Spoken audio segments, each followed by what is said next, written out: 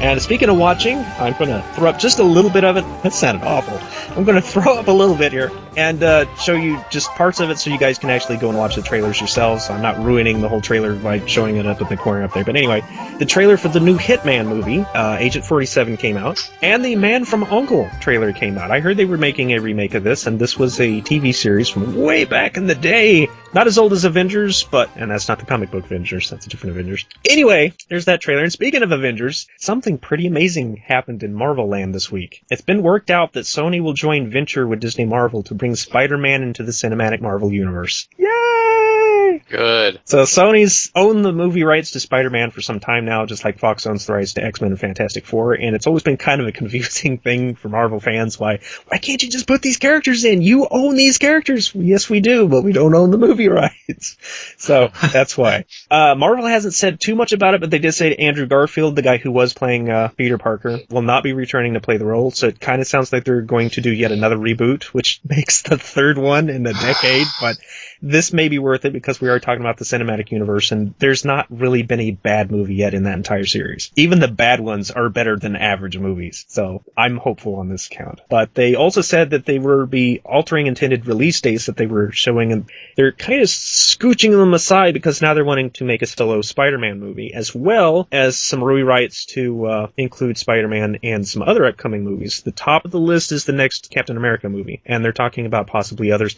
They're talking about even Age of Ultron, but considering that movie is only just a few months away, I don't see that one happening. I think that's a little late in shooting. So I think, leave that one alone. But it's still great news for those who wanted to see Spider-Man included in the Thanos saga before it ended. Though X-Men and Fantastic Four not being present for it is still kind of sorely missing, but we'll take what we can get. Besides that, if you did actually go through the Thanos saga the way it was in the comic books and had that many characters, it might be way too much to keep up with. As awesome as it would be, it would just be too many people. So as someone who's not familiar with the Thanos saga or the plans for the Marvel Universe movies, is Thanos going to be a recurring villain in the movies? He's going to be led up to be the ultimate villain of the movies of this particular, I guess you could call, season of the Marvel Universe. But some quick game news, including the living embodiment of a hype machine, Peter Molyneux, has been apologizing about the mistakes made over the Kickstarter-funded game of his called Goddess. That's with a U.S., not E-S-S. Anyway, that was once again full of big promises and looking like delivery will fall far short, much like every other project he's ever hyped, like the Fable series, not to be confused with the comic book one I was just talking about a minute ago.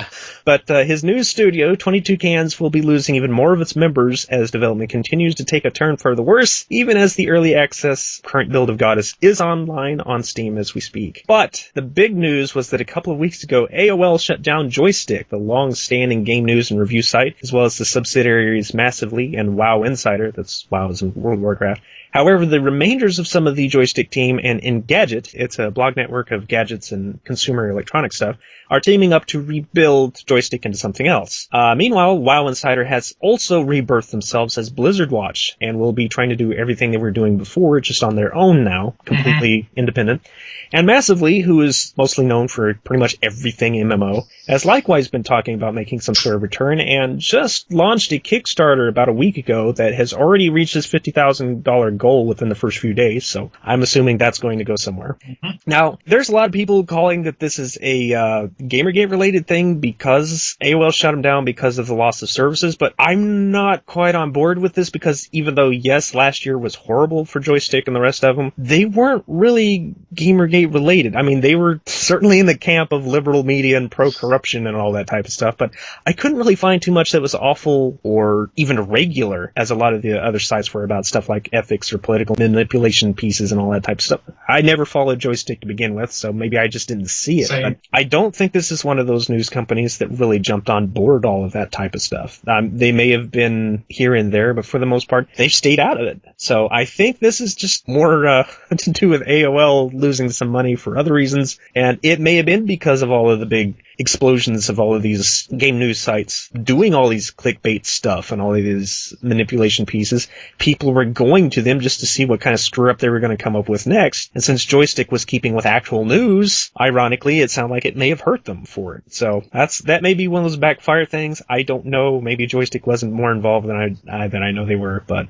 yeah, that was pretty much all of the major news that I caught from both entertainment and video games this week. Well, we got a release date for City Skylines at least. Yes, and it's very soon. March 10th. So as people are going crazy about it, as usual. Just simulation gamers, I literally think that they overanalyze everything. Because if you go on the Reddit City Skylines right now, or even worse, the City Skylines forum itself, they are taking this game apart and putting it back together again. And no one's played it. And so it's, I'm just like, even the guy, Skystorm, he's doing it too. It's just like, we haven't played it yet, guys. Chill out. There's bound to be some stuff that you can see visually from it, because you can tell that from like trailers and stuff, but careful with the nitpicks until you play it. Yeah. Oh, and plus, I can't believe I'm saying this. This actually, this kind of split the simulation community in half. One side is completely still on Max's side. Won't play City Skylines. You know, they've gone completely retarded to me, and they troll constantly. It's hilarious. I'm just like, wow. And I've even spotted Max's developers doing this, going on little troll accounts and saying really mean stuff. It's just like, what the hell's going on here? This is the type of stuff that needs to end, people. Yeah. I mean, it's fine if you have a specific respect for a company or you have a lot of love for a particular company, but bad-mouthing somebody else just to boost yours up is actually doing the opposite effect. Have we learned nothing yet? Console wars did not work very well for either party. Did anybody not live through the 90s like I did? The reason Sony won, remember? The reason they got caught is because they went on the Paradox forum and pulling this shit, just as throwaway accounts. And Paradox, the developer, checked the IPs. It's just like, interesting. Strange. These are from EA offices. In fact, these are from the area where Maxis is at. So, it just causes, a big shitstorm on there.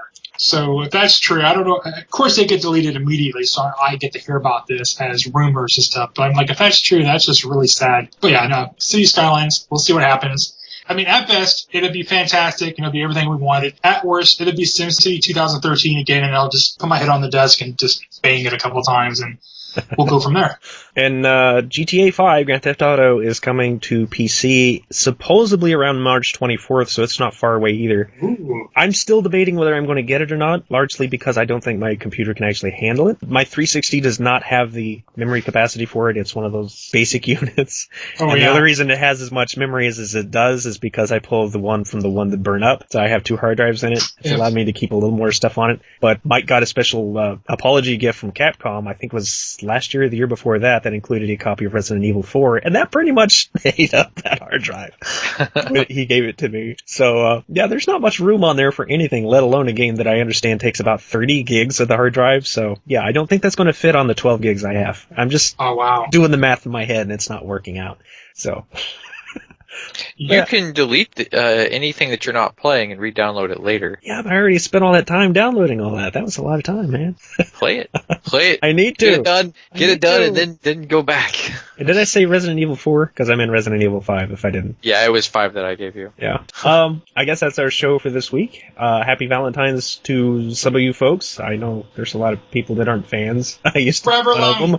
But, have a happy week. Actually, before we go, there is one more thing I want to mention. Long story short, I started the early work on a PrinnyCast RPG. I figured I was getting nowhere with my big space opera RPG, so I thought about doing something even smaller. And with this, I can bring the channel along for the ride. So I thought I might start a little informal series. It's not going to be really in-depth. It's not going to be really amazing or anything. Of kind of a tutorial about some of the modest stuff that I understand about RPG Maker VX Ace, and some of the processes that go through not only making the show, technically, but some of the stuff that I would be using to put the game together. So I thought that might be something vaguely interesting. That sounds awesome. And, of course, when it's finished, if it's ever finished, me and my game-making projects are kind of notorious for never getting done. Yeah, I'll have an upload link somewhere, probably to a Dropbox or something, so anybody can play it. Whee! I'm planning on voice acting, so be forewarned, guys. Oh, boy. I'm going to be recruiting for script stuff. But yeah, that's all I had to say. We'll see you all next time, dudes. See you next time.